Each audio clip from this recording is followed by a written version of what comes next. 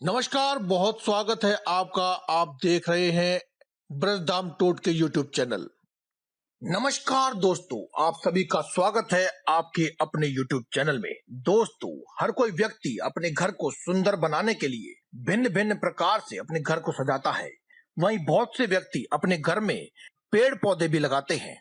लेकिन यदि वास्तु शास्त्र की माने तो कुछ पौधे अगर हम वास्तु शास्त्र के अनुसार लगाते हैं तो आपको अपनी जिंदगी में तरक्की करने से कोई भी नहीं रोक पाता है।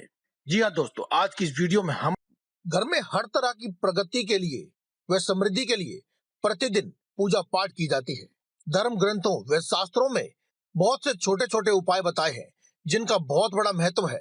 यदि इनका सही तरीके से पालन किया जाए तो व्यक्ति की जिंदगी बदलते देर नहीं लगती।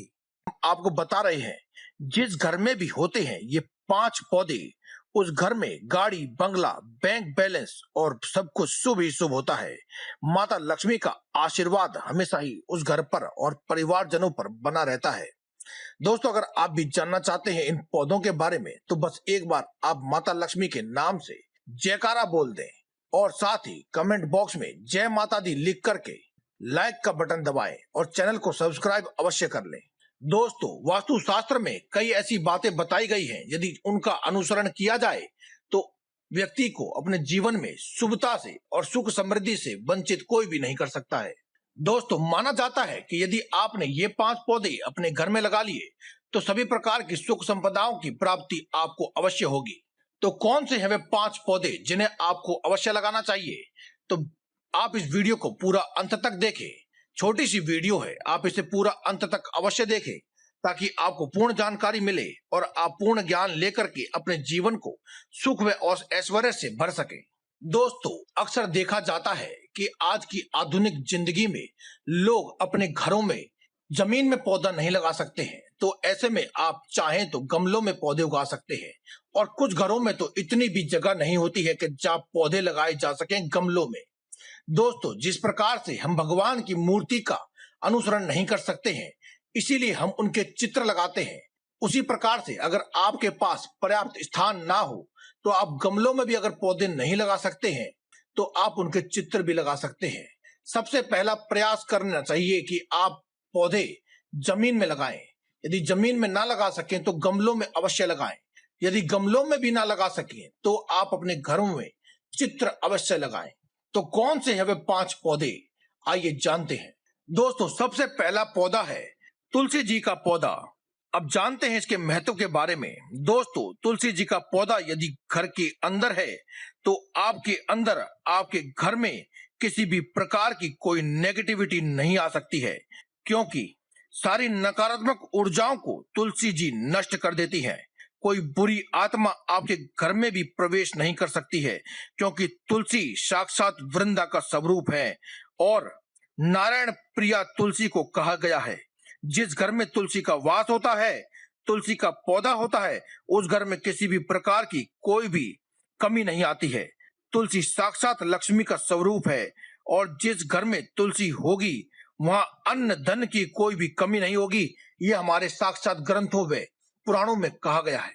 दोस्तों, दूसरा पौधा है मीठा नीम। जी हाँ दोस्तों, आपने नीम का पौधा तो बहुत बार देखा होगा, लेकिन एक मीठा नीम भी होता है जो कि आपको अपने आसपास के नर्सरी पे बहुत ही आसानी से और बहुत ही कम दाम पर मिल जाता है। इसे कड़ी पत्ता भी कहते हैं। मीठा नीम कड़ी पत्ता सहज रूप से, सरल रूप से आपको मिल जाता है। आप उसको लगाएं तो उससे घर में सकारात्मकता हो जाएगी, क्योंकि मीठा नीम या फिर कड़ी पत्ता लगाने से शनि, राहु, केतु तीनों ग्रह शांत रहते हैं और प्रसन्न रहते हैं और इनके लगाने से आपके घर में सकारात्मक ऊर्जा का प्रवेश हो जाता है। दोस्तों, तीसरा पौधा है आंवले का पौधा।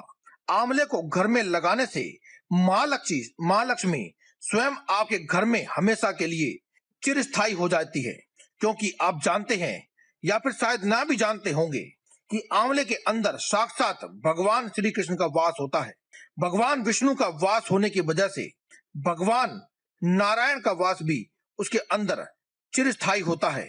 जिस घर में भी आंवले का पेड़ होता है, साक्षात लक्ष्मी वहां पर निवास करती है, क्योंकि जहां पर नारायण होते हैं वहीं पर लक्ष्मी जी का भी निवास अवश्य होता है।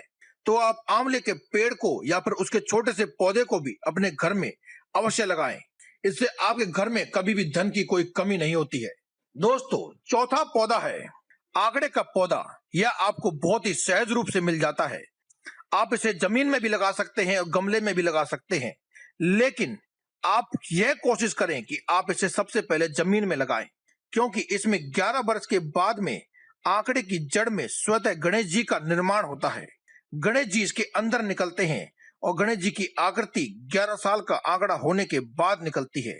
तो सफेद आंकड़ा सबसे श्रेष्ठ माना गया है और आंकड़े के पुष्प भगवान गणेश जी को, शंकर जी को विशेष रूप से प्रिय होते हैं, जिससे आपके घर में आने वाली सभी विघ्न बाधाओं का अंत स्वतः ही हो जाता है। और जिस घर में भी विघ्न बाधा कलेश द्वेष नहीं होते हैं, वहां पर साक्षात माता लक्ष्मी निवास करती हैं। दोस्तों, पांचवा पौधा जो कि सबसे दुर्लभ पौधा है और सबसे विशेष स्थान रखता है इन सभी 5 पौधों में। दोस्तों, देवताओं को इसके पुष्प अत्यंत प्रिय होते हैं। सभी देवी देवताओं को पारिजात वृक्ष के पुष्प अवश्य ही चढ़ते हैं और पारिजात वृक्ष स्वयं परमात्मा को अत्यधिक प्रिय है। पारिजात वृक्ष लगाने से सारे दोष स्वतः ही समाप्त हो जाते हैं। आपके घर में यदि किसी भी प्रकार का, कुल का, देवी देवताओं का या फिर किसी भी शनि दोष आदि कोई भी ग्रह का दोष है और अगर आप किसी की पूजा नहीं कर पाते हैं तो उसकी वजह से कोई दोष लग रहा है, तो इसके कारण आपको सभी दोष मुक्त हो जाते हैं। अगर आपने जीवन में कभी भी कोई ऐसा अपराध किया है जो कि अक्षम्य हो या फिर पूर्व जन्म में कोई आपने ऐसा पाप किया है जिसका आपको आज फल भोगना पड़ रहा हो, तो भी पारिजात का वृक्ष लगा लेने से और इसकी सेवा करने से आपके सभी दोषों का अंत हो जाता है। तो दोस्तों, अगर आप पारिजात का वृक्ष या पौधा लगा सकते हैं तो सर्वोत्तम है, अन्यथा आप इसका चित्र भी अपने घर में अवश्य ही लगाएं और इसका नित्य दर्शन अवश्य करें। तो दोस्तों, आज की इस वीडियो में केवल इतना ही। कल फिर आपसे मुलाकात होगी एक और नई वीडियो के साथ। तब तक के लिए दे में इजाजत। धन्यवाद। कमेंट बॉक्स में लिखना ना भूलें। जय बजरंगबली।